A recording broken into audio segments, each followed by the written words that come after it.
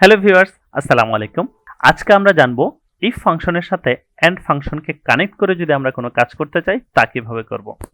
আমরা এখানে দেখতে পাচ্ছি আমাদের কাছে বেশ কিছু স্টুডেন্টের ডাটা দেওয়া আছে। আমরা এখান থেকে দেখতে চাচ্ছি কোন কোন স্টুডেন্টগুলো আমাদের আসলে গোল্ডেন স্টুডেন্ট। গোল্ডেন স্টুডেন্ট এই ক্যাটাগরির জন্য তাকে প্রত্যেকটা সাবজেক্টে 90-র উপরে মার্কস পেতে হবে। কোন একটা সাবজেক্টেও যদি তার 90-র উপরে না যায় তাহলে কিন্তু সে গোল্ডেন স্টুডেন্ট হিসেবে বিবেচিত হবে না। আর তার জন্য আমরা এখন ব্যবহার করব ইফ অ্যান্ড ফাংশন। যেহেতু আমার প্রত্যেকটা লজিকই এখানে সঠিক হতে হবে, সেজন্যই আমরা এখানে ব্যবহার করছি ইফ অ্যান্ড।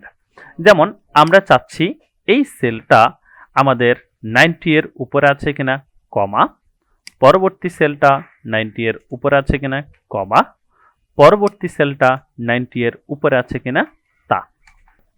সো আমরা প্রত্যেকটা ডাটায় লেখার পরে কমা দিয়ে, যদি তার প্রত্যেকটা সাবজেক্টেই 90 এর উপরে থাকে তাহলে আমরা এখানে লিখে দিব ইয়েস। আর যদি কোনো একটা সাবজেক্ট তার 90 এর উপরে না যায় তাহলে আমরা এখানে লিখে দিব নো। দেন ব্র্যাকেট ক্লোজ করে আমরা যদি এন্টার বাটনে প্রেস করি তাহলে আমাকে এখানে আউটপুট দেখাচ্ছে নো, এই স্টুডেন্টটি গোল্ডেন স্টুডেন্ট নয়।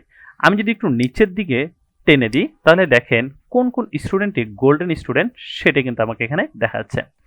আমি এখানে দেখতে পাচ্ছি মাত্র একজন স্টুডেন্টকে আমরা গোল্ডেন স্টুডেন্ট হিসেবে পাচ্ছি, কারণ তার রেজাল্ট হচ্ছে তিনোটা সাবজেক্টেই 90 এর উপরে। এখানে দেখতে পাচ্ছি একজন স্টুডেন্ট সে একটি সাবজেক্টে 90 পেয়েছে, বাকি দুইটিতে 90-র উপর পেয়েছে, তাও তাকে গোল্ডেন স্টুডেন্ট হিসেবে বিবেচনা করছে না। তার নাম্বার যদি 91 হতো তাহলে দেখেন সাথে সাথেই তাকে গোল্ডেন স্টুডেন্ট হিসেবে বিবেচনা করা হচ্ছে। সো এইভাবে আমরা চাইলে অনেকগুলো লজিককে একত্রিত করে সবগুলোর যদি সত্য হয় তাহলে কি আউটপুট দেখাবে, কোনো একটা যদি সত্য না হয় তাহলে কি আউটপুট দেখাবে, সেটা আমরা এভাবে বের করতে পারি। তাহলে দেখা হচ্ছে পরবর্তী ভিডিওতে। সে পর্যন্ত ভালো থাকবেন। সালামু আলাইকুম।